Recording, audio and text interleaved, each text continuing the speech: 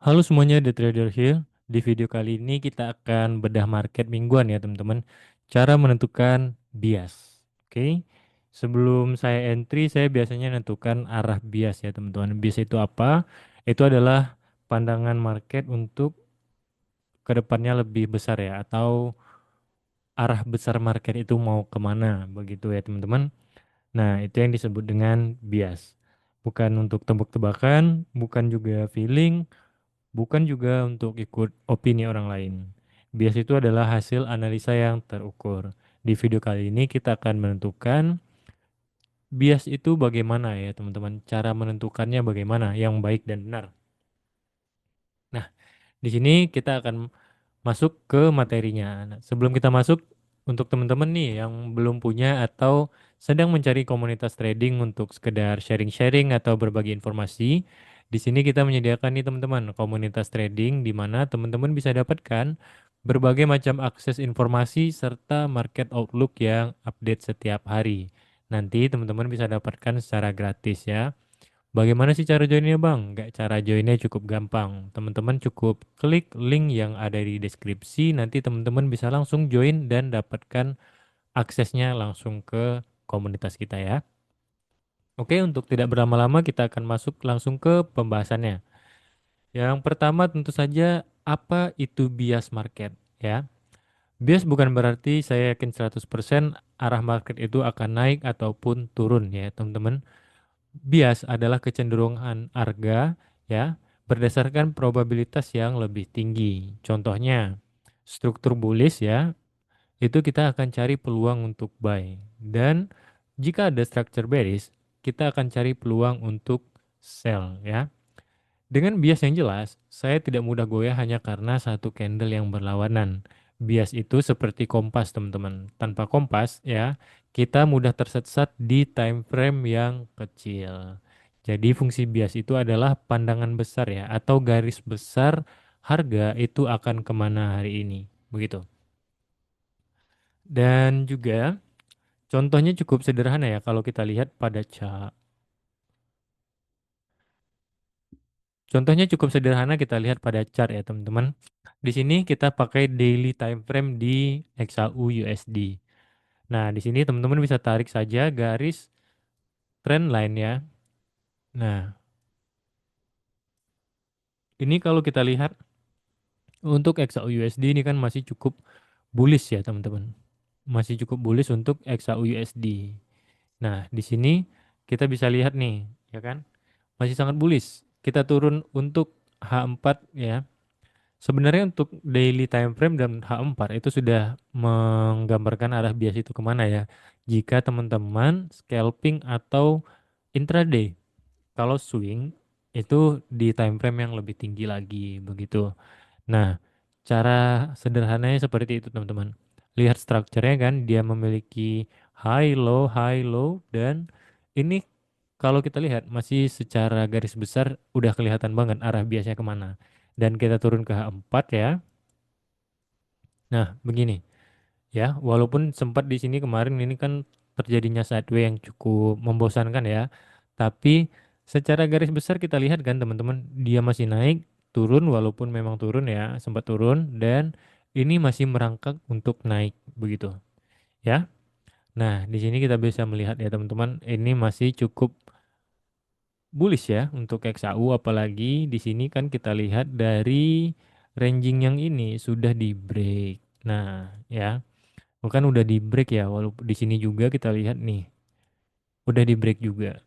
Nah, ini masih berpotensi untuk melanjutkan kenaikan. Kemana kenaikan selanjutnya? Itu ada di ATH ya, teman-teman. Nah, begitu. Itu secara garis besar untuk melihat pergerakan bias ya. Bias itu cukup kita melihat high low-nya. Nah, jika high low-nya itu sudah beberapa kali terbentuk gitu kan, kita bisa menarik trend line untuk membantu. Ini udah melihatnya kemana nih? Ini bearish kah atau bullish kah? Secara garis besar atau kalau kita lihat juga dengan kasat mata ya, ini masih terlihat sangat bullish ya teman-teman. Begitu. Yang penting dia memiliki structure teman-teman. Kalau dia bullish ya kan, dia kita melihat seperti ini. Naik, turun, naik, turun. naik ya, turun dan naik. Nah, kan lebih kurang harga itu seperti ini ya kan?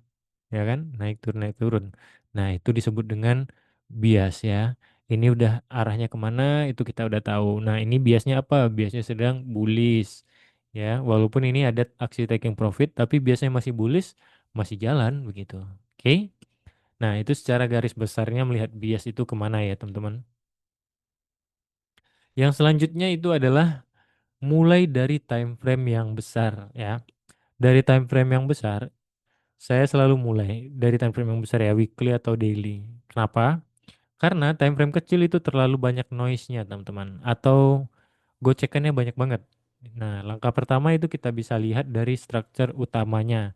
Apakah masih higher high dan higher low jika itu bullish, dan lower high dan lower low jika itu bearish. Atau ranging, ya kan? Nah, kalau weekly masih bullish kuat, saya tidak akan agresif agresif untuk cari sell di time frame H1. Time frame besar memberikan konteks ya teman-teman, tapi time frame yang kecil hanya untuk eksekusi. Ibaratnya kayak kita time frame yang besar itu cuman jalan raya begitu, atau jalan utamanya ya kan, atau jalan artileri di sebuah kota. Nah, time frame kecil ini kayak gang-gang kecil ya teman-teman. Kayak jalan-jalan pintas atau jalan tikusnya. Tempat kita ambil posisi, begitu. Lebih kurang seperti itu. Time frame yang besar itu seperti jalan lintas dan time frame kecil itu seperti gang-gang di jalan-jalan kecilnya, begitu ya. Dan tandai area kunci teman-teman. Setelah tahu ya kan, kita udah tahu nih strukturnya udah kemana. Setelah itu apa yang kita tandain? Yang kita tandain adalah area penting seperti support dan resisten yang kuat, supply atau demand, serta area likuiditas. Misalnya, kalau harga mendekati resisten weekly, biasanya saya bisa berubah jadi potensi koreksi. Karena apa? Karena dia jika udah nyentuh daerah resisten weekly, biasanya ada pemantulan sedikit ke bawah ya teman-teman. Kalau harga terjadi retrace ke demand daily ya, dalam tren yang bullish, itu peluang untuk buy sangat bagus. Bias bukan hanya arah, tapi juga lokasi teman-teman. Entry di tengah-tengah chart tanpa arah yang jelas itu seperti menebak tanpa target, begitu ya. Ibaratnya seperti ini. Nah, jika kita entry di tengah-tengah harga seperti ini, kita kan tidak bisa melihat pijakannya kemana ya kan.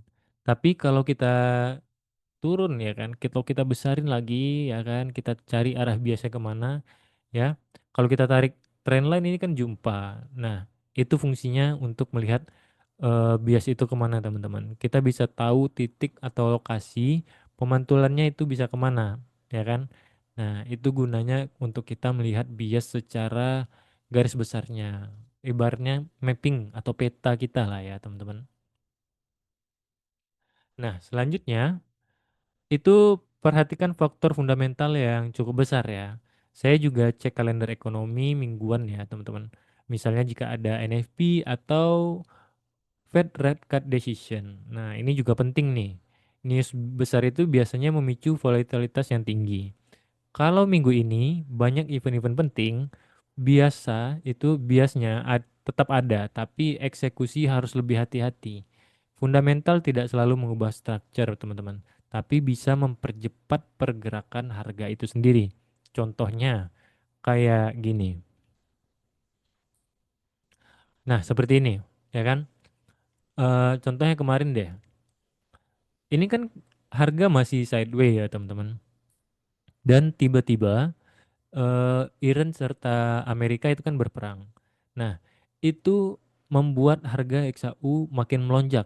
Itu dia yang disebut dengan mempercepat harga itu sampai ke zonanya, ya, atau volatilitasnya makin besar. Itu dia. Ditambah lagi dengan sudah terkonfirmasinya breakout di sideway-nya, begitu.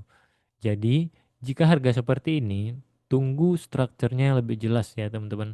Karena jika kita tidak tunggu struktur yang jelas, nanti kita bisa terjebak di tengah-tengah nih, ya kan? Misalnya nih, oke dia udah breakout. Tentu saja mungkin dia ada retest ya kan teman-teman, sebelum melanjutkan kenaikan. Nah, di sini kita harus ambil di retrace-nya ini. Jangan langsung dari sini sebenarnya. Kalau dari sini bisa aja, cuman kan SL-nya bakal jadi lebih besar. Pertanyaannya, apakah teman-teman kuat atau tidak? Ya, itu dia. Itu eh, penjelasannya ya teman-teman. Selanjutnya, turun ke time frame untuk eksekusi. Setelah weekly dan daily-nya jelas, baru saya turun ke H4 atau H1. Di sini saya cari untuk konfirmasi structure yang kecil, breakout dan retrace-nya, serta rejection di area yang sudah ditandai. Contohnya, bias minggu ini bullish ya kan. Harganya retrace ke demand daily-nya. Oke. Di H1 muncul higher low-nya dan itu elemen yang bagus. Nah, Ehrlichman ini meningkatkan probabilitas ya teman-teman. Kalau time frame kecil melawan bias yang besar, saya lebih baik menunggu.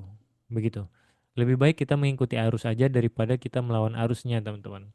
Jika di time frame tinggi di contoh di daily atau di weekly-nya udah nentuin ke arah bearish, ya udah kita turun ke H4 atau H1 itu cari retrace terdekat di area tersebut, di area supportnya ya. Karena kita kan biasnya bullish begitu. Dan untuk penutup, menentukan bias mingguan itu membuat saya jadi tidak panik kalau ngelihat candle yang kecil, tidak FOMO untuk tiap breakout, tidak overtrade. Nah, ini juga penting ya, karena saya sudah punya arah yang dasarnya kemana teman-teman. Trader tanpa bias itu mudah tergoda. Trader dengan bias lebih sabar menunggu peluang untuk mendapatkan profit yang maksimal. Ingat teman-teman, bias bukan ramalan ya. Bias itu adalah framework untuk berpikir. Kalau minggu ini market melawan bias, ya udah nggak masalah. Yang penting konsisten dengan sistem kita yang udah kita buat. Sekarang saya tanya nih sama teman-teman. Teman-teman biasanya langsung entry di time frame kecil atau sudah punya bias dari time frame yang besar? Nah, yang mana nih? Coba komen-komen di kolom komentar ya. Nanti coba kita jawab satu-satu. Oke? Terima kasih untuk teman-teman yang udah menonton video ini sampai akhir.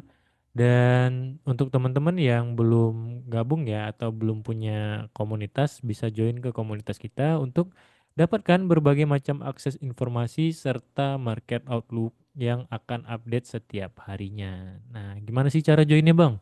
Cara joinnya cukup gampang. Cukup klik link yang ada di deskripsi, nanti teman-teman bisa langsung join. Oke? Sampai jumpa di next video berikutnya dan bye-bye.